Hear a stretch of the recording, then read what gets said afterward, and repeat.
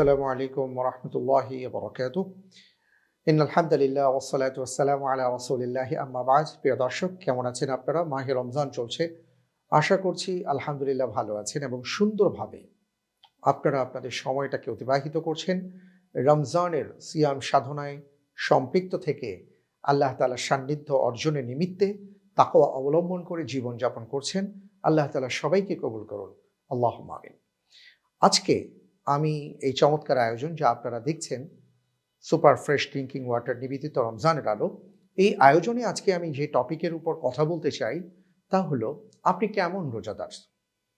জি, আমার বক্তব্য হলো, আপনি বা আমরা কেমন রোজাদার? কেমন রোজাদার আমাদের হওয়ার কথা, আমরা কেমন রোজাদার হয়েছি? যদি হাদিস এবং কোরআনের সাথে রোজাদারের যেই পরিচয় দেওয়া হয়েছে তার সাথে যদি আমাদের রোজাটা মিলে যায়, আলহামদুলিল্লাহ চমৎকার।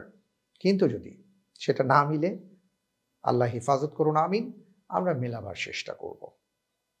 আসুন, এই ক্ষেত্রে আল্লাহ রাসূল সাল্লাল্লাহু আলাইহি ওয়াসাল্লাম একজন রোজাদারের ক্ষেত্রে কি বলেছেন, তার কিভাবে রোজা রাখা উচিত সেটা আমরা জানার চেষ্টা করি। একটি হাদিস আমি আপনাদের সামনে আজকে তুলে ধরছি। রাসূল সাল্লাল্লাহু আলাইহি ওয়াসাল্লাম ইরশাদ করেন, আবু হুরায়রা রাদিয়াল্লাহু তাআলা আনহু থেকে বর্ণিত, তিনি বলেন যে আসিয়ামু জুন্নাহ, রোজা হলো ঢাল স্বরূপ। ওয়া ইযা কানা ইয়াউমু সাওমি আহাদিকুম, যখন তোমাদের মধ্যে কেউ রোজা পাবে, অর্থাৎ রমজানের রোজা রাখতে পারবে বা সিয়াম সাধনার মাস পাবে এবং তিনি যখন রোজা রাখবেন, ফালা ইয়ারফাস ওয়ালা ইয়াসখাব, ওই মুহূর্তে তিনি যেন কোনো অশ্লীল কাজ না করেন, তিনি যেন কোনো ঝগড়াঝাটি না করেন। রাসূল সাল্লাল্লাহু আলাইহি ওয়াসাল্লাম আরও বলেছেন, ফাইন সাব্বাহু আহাদুন, যদি ওই রোজাদারকে কেউ গালিগালাজ করে, যেচে গিয়ে ঝগড়া করবার চেষ্টা করে, আও ক্বাতালাহু, অথবা মারামারিতে লিপ্ত হয়, তাকে মারতে উদ্যত হয়, ফালিয়াকুল, সেই রোজাদার বলবে, ইন্নী ইমরুউন সাইম, ভাই আমি রোজাদার।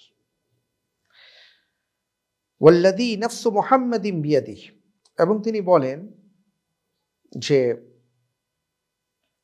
আমি সেই মহান সত্তার শপথ করে বলছি যার হাতে আমার জীবন, লাখুলুফু ফামিস সাইম, একজন রোজাদারের যে রোজা রাখার ফলে, না খেয়ে থাকার ফলে যে একটা ভেতর থেকে এক ধরনের গন্ধ তৈরি হয়, এই ব্যাপারে রাসূল সাল্লাল্লাহু আলাইহি ওয়াসাল্লাম বলেছেন, সেই গন্ধটা আতইয়াবু ইনদাল্লাহি মির রিহিল মিস্ক, আল্লাহ তাআলার কাছে মিশকের যেই সুঘ্রাণ তার চাইতেও বেশি প্রিয়। আল্লাহু আকবার। এবং রাসূল সাল্লাল্লাহু আলাইহি ওয়াসাল্লাম আরও বলেছেন, লিসাইমি ফারহাতান, একজন রোজাদারের জন্য দুটো আনন্দ আছে। ফারহাতান, সেটা কখন কখন? ইয়াফরাহুহুমা ইযা আফতার, তিনি যখন ইফতার করেন, এই ইফতার দুই ধরনের হতে পারে বা তিন ধরনের হতে পারে। একটা হলো তিনি যখন সারাদিন রোজা রেখে মাগরিবের সময় ইফতার করেন, এটা হতে পারে। আরেকটা হলো তিনি যখন পুরো মাস রোজা রেখে ঈদের চাঁদ উদিত হবার পর ঈদের দিন ঈদগাহে যাবার আগে মুখে কিছু নিয়ে যান, এটাকেও ইফতার বলে, এটাও একটা আনন্দ। আরেকটা হলো একজন রোজাদারের পুরস্কার যখন আল্লাহ তাআলা দেবেন এবং তাকে যখন জান্নাতে খাবার দেয়া হবে, তিনি যখন সেই খাবার গ্রহণ করতে যাবেন, এটা একটা আনন্দ। তো রাসূল সাল্লাল্লাহু আলাইহি ওয়াসাল্লাম বলেছেন যে রোজাদারের দুটো আনন্দ আছে।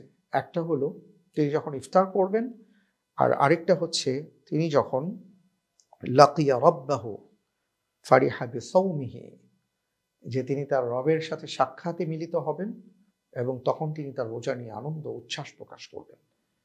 এর চেয়ে বড় কিছু হতে পারে না। এই বিষয়টা নিয়ে আমি আরেকদিন কথা বলবো ইনশাআল্লাহ।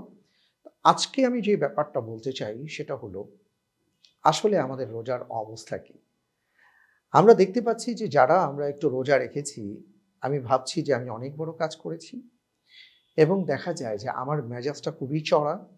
আমার অফিস, আমার আদালত, আমার চাকরি বাকরি, অথবা আমার ফ্যামিলিতে, অথবা আমি যে হাঁটাচলা করছি, রিক্সা ভাড়া দিচ্ছি, গাড়িতে উঠছি, বা গাড়ির সামনে একজন লোক তাদের সাথে যাচ্ছে তাই ব্যবহার করছি আর ভাবছি আমি তো রোজাদার। না, এই রোজাদারের কথা রাসূল সাল্লাল্লাহু আলাইহি সাল্লাম বলেননি, বরং রাসূল সাল্লাল্লাহু আলাইহি সাল্লাম ওই রোজাদারের কথা বলেছেন যে আল্লাহ তাআলার সন্তুষ্ট অর্জন করার জন্য তিনি পানাহার থেকে বিরত থাকবেন, জৈবিক চাহিদা থেকে বিরত থাকবেন। শুধু তাই নয়, পাশাপাশি তিনি ধৈর্য ধারণ করবেন, তিনি ধৈর্যের পরীক্ষা দেবেন। আর এই ধৈর্যের পরীক্ষা দিতে গিয়ে দেখা যাবে তার সামনে নানা ধরনের উটকো ঝামেলা আসবে, নানা ধরনের কেউ ঝামেলা তৈরি করবার চেষ্টা করবে, তাকে কেউ রাগাবার চেষ্টা করবে, তাকে কেউ ঝগড়াঝাটিতে আমন্ত্রণ জানাবে, এমন অবস্থা তৈরি করবে শয়তান যাতে করে তিনি রেগে যান, যাতে করে তিনি উষ্মা প্রকাশ করেন, তার ভেতর থেকে রাগ ক্রোধ ঝেড়ে ফেলেন। কিন্তু রাসূল সাল্লাল্লাহু আলাইহি সাল্লাম বলেছেন, খবরদার, তাহলে তুমি তেমন রোজাদার হতে পারবে না। তোমার রোজা হবে এমন, কেউ তোমাকে রাগিয়ে দেবার চেষ্টা করলেও খবরদার তুমি রাখবে না। তোমার রোজা হবে এমন, কেউ যদি তোমার সাথে যেচে এসে ঝগড়া করতে চায় তুমি বলবে ভাই আমি রোজাদার। তোমার রোজা হবে এমন, তোমার সামনে অপরাধের এমন দুয়ার খুলে যাবে, কেউ নেই, খবরদার আল্লাহকে ভয় করো কারণ তুমি রোজাদার। তোমার রোজা হবে এমন, তোমার মুখের ভাষা এমন হবে না যাতে করে আরেকজন ধারণা করে এই লোক কি রোজাদার। অর্থাৎ আমরা রোজা সব দিক থেকে রাখব। রোজার আরবি শব্দ হলো আসওম, আর সওমের সমার্থ শব্দ হলো আল ইমসাক, যার বাংলা অর্থ হলো বিরত থাকা।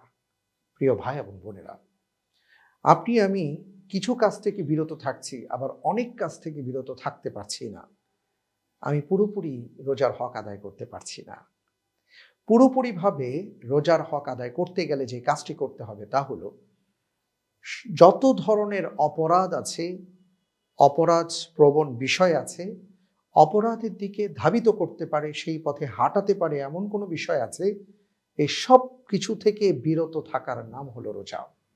এই কারণে আপনার চোখের রোজা আছে, আপনার ভাষার রোজা আছে, আপনার হৃদয়ের চিন্তার রোজা আছে, আপনার চেতনার রোজা আছে, আপনার ভেতরের অনেক আচরণের সংযম আছে, রোজা আছে।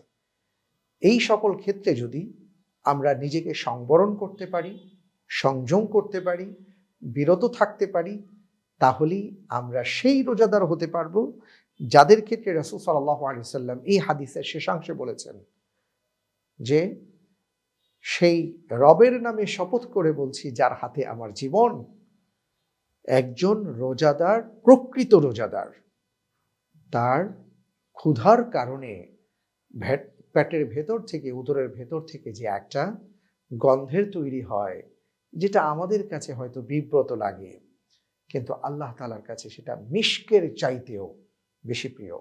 সুবহানাল্লাহি ওয়া বিহামদিহি।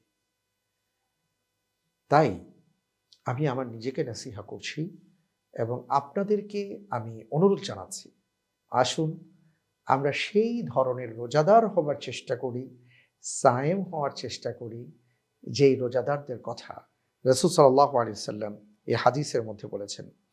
এবং পাশাপাশি আরেকটি কথা আমি আপনাদেরকে বলতে চাই, আল্লাহ রাসূল সাল্লাল্লাহু আলাইহি সাল্লাম এই হাদিসে আমাদেরকে যেটা জানিয়েছেন যে খবরদার কোনো রোজাদার যেন অশ্লীল কাজ না করে, তার মুখের ভাষা খারাপ না করে, সে যেন ঝগড়ায় লিপ্ত না হয়, মারামারিতে লিপ্ত না হয়।